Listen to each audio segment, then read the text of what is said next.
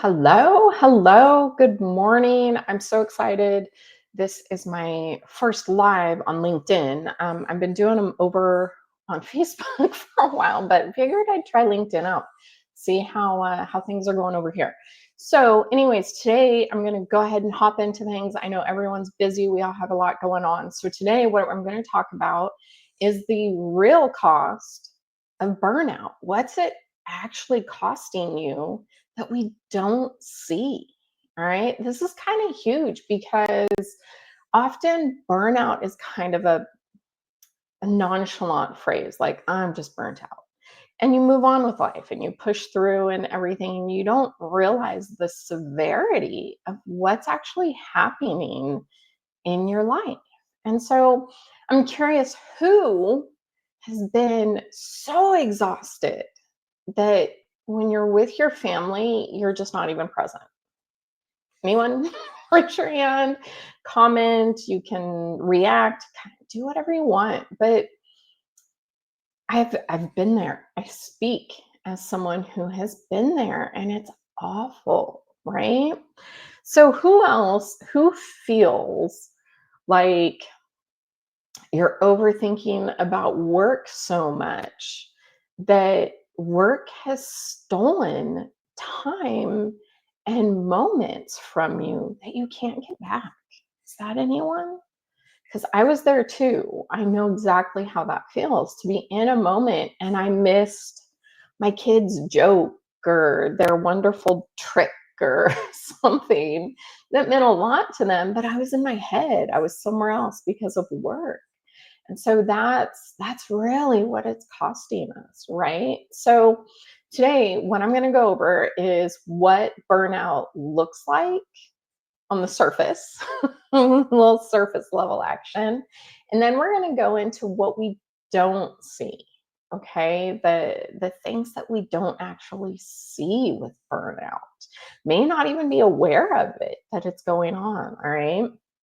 After that, I'm going to talk a little bit about why it happens, what's going on in your body, and then I'll give you a few tips on how to start reclaiming yourself. Get rid of this burnout and just start reclaiming things, okay? So, hopping into what burnout looks like on the surface, not deep down yet. But for the most part, burnout is really exhausting. You're just exhausted. You wake up tired, you go to bed tired, and you don't get sleep, but you're tired. And you keep pushing, right? You just keep getting tasks done. You keep getting the things done, the project, the program, all of the things at work. It keeps running and working, right? And you're functioning, but you're not feeling anything. There's nothing deeper. You're just going through the motions, right? And maybe you're even fine. And that's what you tell people. I'm fine. I'm fine. My day was fine. But inside, it's just chaos. It's it's all the things running through your head, the things you haven't gotten done, things you have to get done. It's all of it that's happening, and it's really creating stress and turmoil for your body. Your shoulders are tight, your jaw is tight, your brow is always furrowed because you're just fine, but you're not, okay? And you're performing, especially at work, but no one at work sees it. You're getting the job done. You may not have the spark that you used to. And people may see that the spark isn't there, but you're still getting it done, at least mostly. Okay. The surface level symptoms of burnout, what they are is you're watching life from the sidelines. You're not in the game. You're not enjoying it. You're not getting out of breath from the excitement. There's just not a lot going on because you're on the sidelines. Okay. And this burnout, it hits the parts of life that really matter most. I'm curious, what parts of life matter the most to you? I was thinking about this morning. I was actually journaling and writing about life and the enjoyment, the abundance that you can have of actual life, meaning the moments, those little tiny moments of laughter, a cute smile, a little flirt with your spouse, those moments that matter. What are you missing out on? Okay. Comment, drop reactions, whatever. Tell me what's going on. What's going on in your head? What are you missing out on because of this burnout? And the thing is to a lot of people, burnout, it's stress. I'm stressed. That really no amount of stress is good for your body. Okay. So let's get into what we don't see. All right. The things that we don't see with burnout, with that extreme stress that's just always there. It's just creating issues in your back because you're always clenched and tight. What are the things that are happening that you don't see? Okay. So, with your family, you snap at them, you're short tempered, very pointed, just get it done. Just do the thing I asked you to do. Just, and there's not a lightheartedness to it anymore. You're tired of everybody not doing the things because you do everything. So you snap at everyone. But in reality, this is your safe space with your home, with your kids, with your spouse. That's the space where you should feel safe and happy and at peace. But you don't because of burnout. Okay. And it'll show up when you're too tired to play, to talk, to connect with your kids about how their day was, or your significant other. They may be telling you about the meetings and so who made them mad at work, and you won't believe the thing that they're doing now. They're going through all of that, but you're too tired to even pay attention, to acknowledge the thing that they're most frustrated about. And you may have missed the entire conversation, everything that they said, you may have missed it because you were overthinking something from work, or you just weren't present, or you were scrolling on your phone, just kind of numbing. Okay. So you're really emotionally checked out. You're not present, you're not there with your family, which is where you want to be the most, right? But they also are the ones who suffer the most from your burnout. Okay. You miss the moments. I remember that. I remember missing the moments. I remember standing in the kitchen and seeing my kids laughing with my husband and not feeling it, not feeling anything. And when I came to that realization that I was just numb, I was choosing this numb scrolling on social media instead of being there and present and in the moment, laughing or tickling my kids or playing with them, just roughhousing, whatever. I was missing all of that to be numb because of how much pain I was in from work and from burnout and all of that. Okay. So that's what you miss with your family. Those are the things, the symptoms that you don't see with your family. But what about yourself? Okay. Your dreams, your goals, your ambition. It's just kind of numb now. You're surviving, but you're not really achieving the way you want to, right? You're not proud. You don't feel pride in anything that you've accomplished. You just feel behind. And that's awful because you feel like I'm not going to make it to the deadline. I'm not going to get the thing done. And you're just in this constant threat of not accomplishing the tasks. It's not even about life anymore. It's about tasks. Okay. And maybe you've even started questioning your worth or your value, your identity. Who are you? Do you even know anymore? Outside of work, do you even know who you are anymore? What's important to you? What makes you feel good? What does self care look like for you? Have you lost it? Do you not know what it would even look like? I remember one day thinking that self care was bubble baths. And the funny thing about that is that I don't even like bubble baths. I don't like them. I don't like sitting in them. The water gets cold. It's just like, oh, why am I here? Like for a few minutes, it's okay. But then it's like, I don't like this. That's me. Self care to me is something completely different than it may be to you. But do you even know what self care is anymore? That's a good question to ask yourself.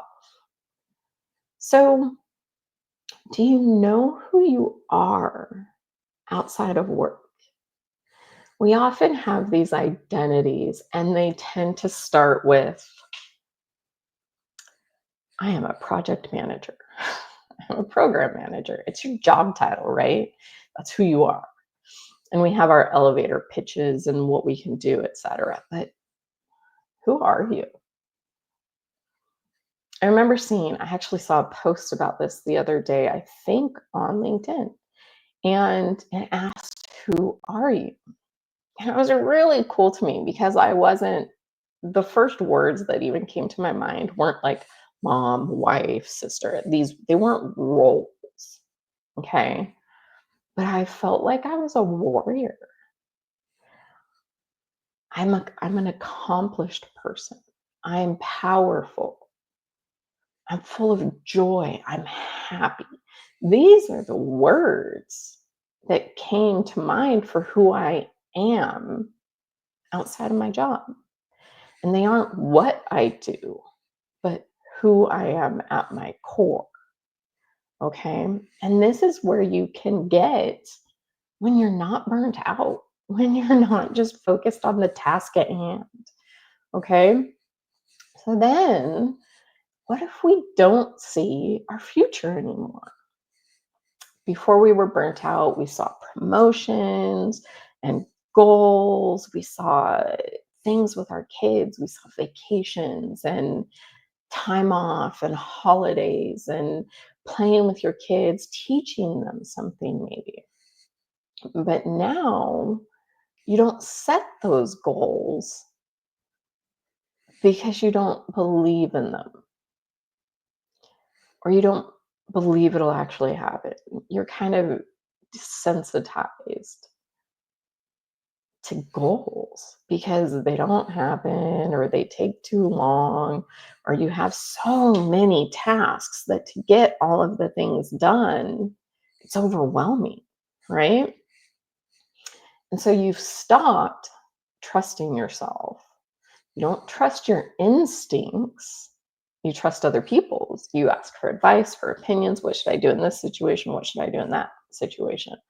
Or you're so overwhelmed and inundated with having to make all of the decisions at work, at home, in all of the places, with your family, with everything, that you're numb to the decision making process.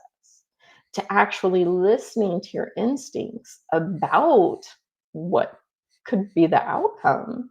And so you're just throwing things out, just kind of going through the motions, right? So you're making the safe choices, the safe option, not necessarily the choice that is most aligned with who you are or who you used to be or who you wanted to become. But you've let go of that because there are so many tasks to achieve, to finish, to get the things done. Okay. So,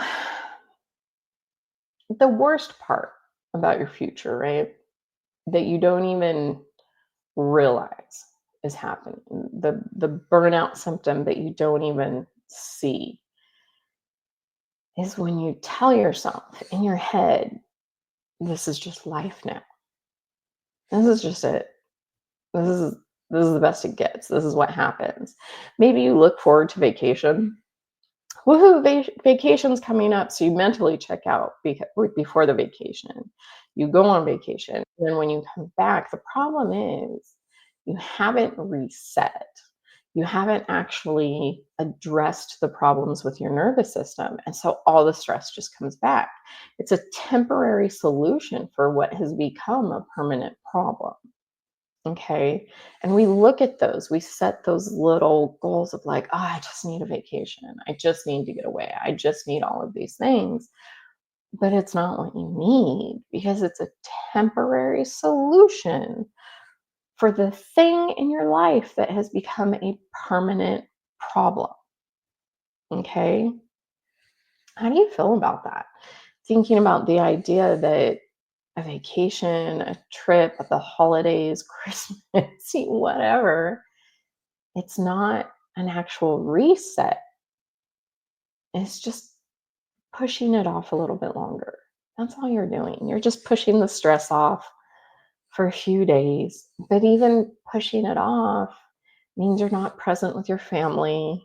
You're just kind of, you're a little numb in the things you're doing on vacation and all of the things, right?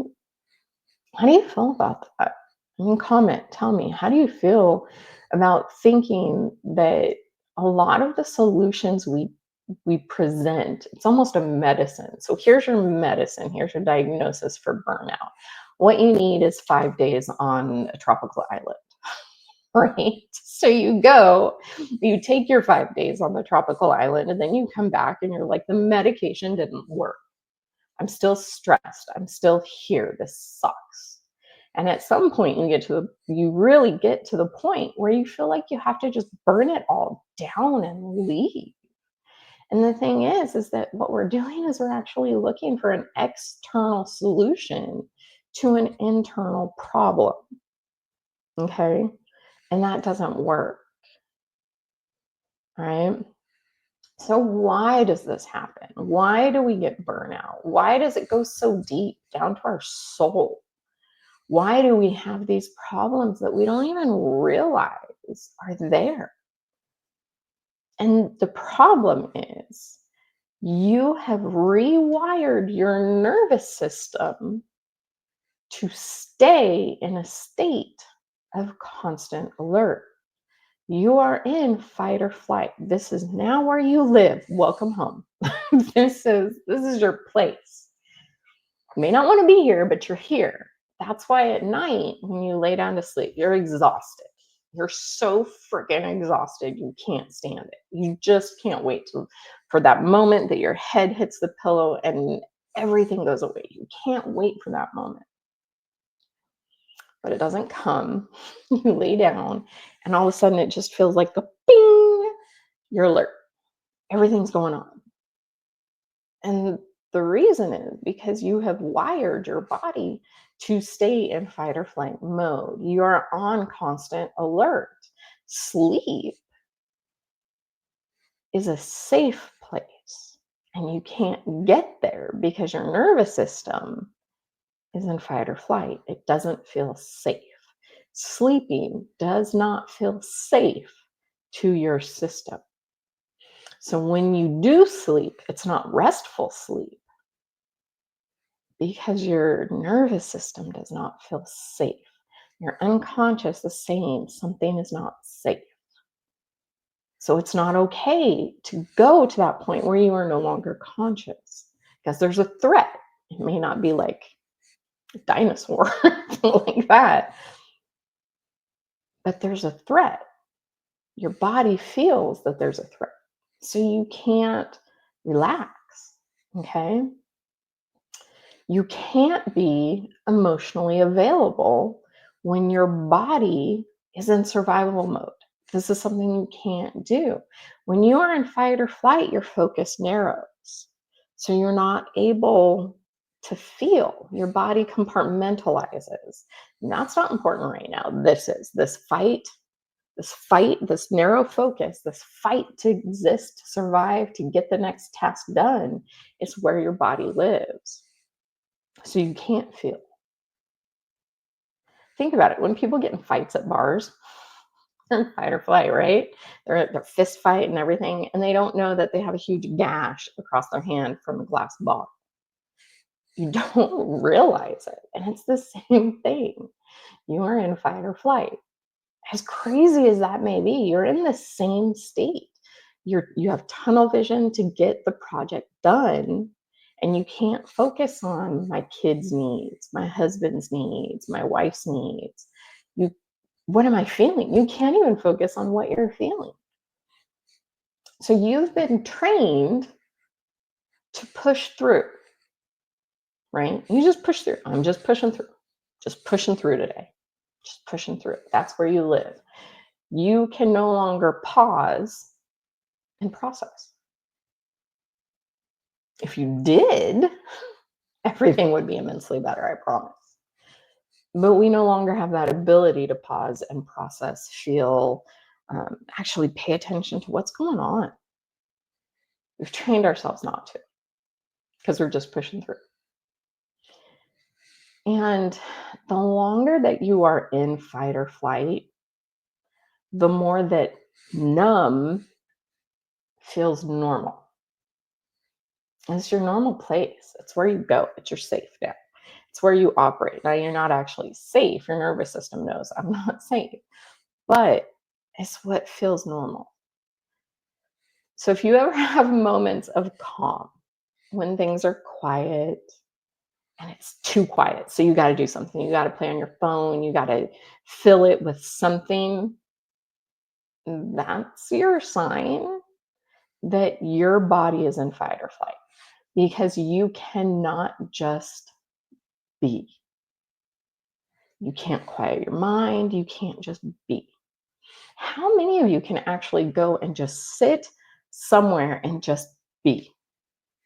No phone, no scrolling, no having to talk, no having to process or do anything. How many of you can actually just do that? Let me know. Like, say something, comment, tell me what's going on. Okay. So that may have all been pretty painful. Okay. Kind of identifying, oh my gosh, that is me. I do snap at my kids constantly, or my husband. Ah. So how do you reclaim it? Okay. How do you get out of burnout? So here are a few small things you can do. Okay. First off, you can name it. I'm burnt out. And not with a dismissive tone, if that makes sense. You don't want to dismiss it. You don't want to just tell someone in passing, well, I'm burnt out. No, I am burnt the F out. That is what is going on. All of this, all of these problems, everything that's going on, I am burnt out. And it's okay. Most of us have been there. It's like 99.9. Everyone but like the Dalai Lama has been burnt out, right? So you can create micro pauses throughout your day. And I'm not talking like you have to go spend an hour doing yoga every morning at 4 a.m. to have a productive day. That's not everybody's thing. And people who do accomplish that and do things like yoga, exercise, things like that, they can get burnt out too. Just because they do these practices doesn't mean they're not getting burnt out, because they may not be checking in with their nervous system. Okay. So anything excessive like that, I don't really recommend. But micro pauses throughout your day. Take 2 to 3 minutes,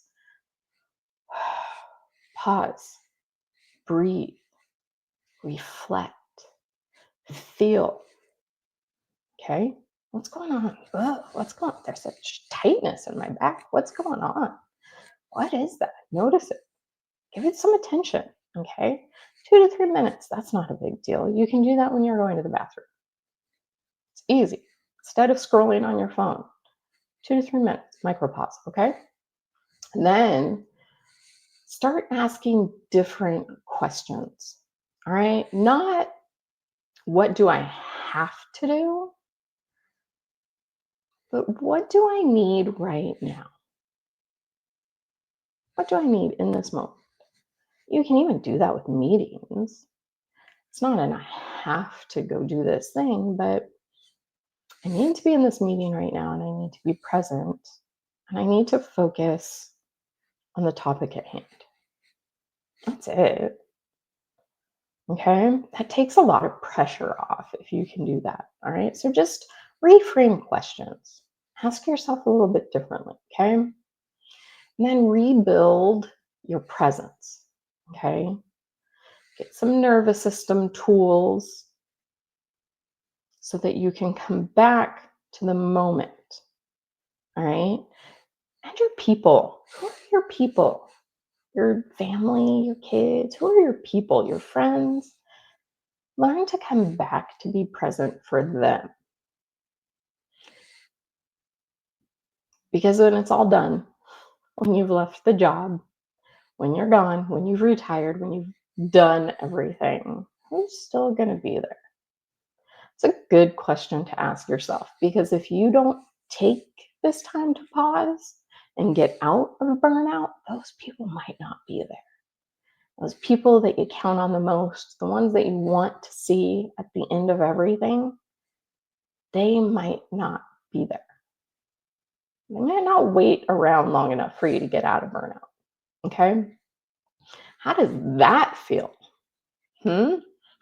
How does that feel, knowing that the people you love most might not be there? Curious.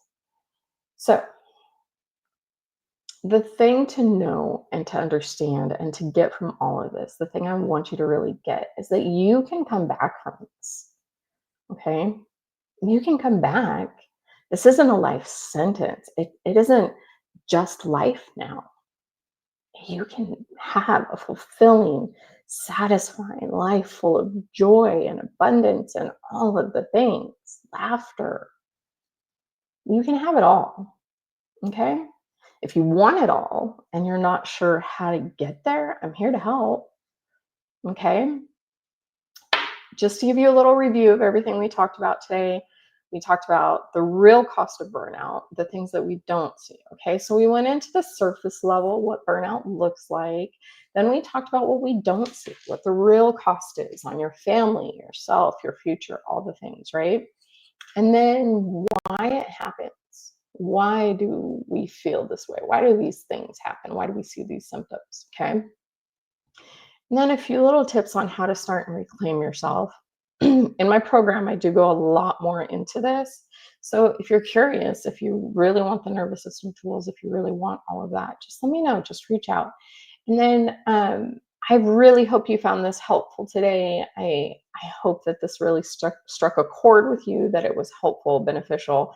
And I do have a quick 2-minute stress archetype quiz on my LinkedIn profile. I can also share the link. So if you're curious, just reach out, DM me, or leave a comment, stress below, and I'll get you the link for the stress archetype quiz. It really helps you to discover where you are in stress. Where are you? Am I in full blown burnout? Am I doing pretty good? Where am I in that scale? So go ahead and reach out, comment, make sure you show up. Let me know if this was even helpful for you today, okay? Do you want more stuff like this? Do you want me to cover different topics? What do you guys want to hear about? So let me know, all right? Otherwise, have a great day and enjoy your week. Bye.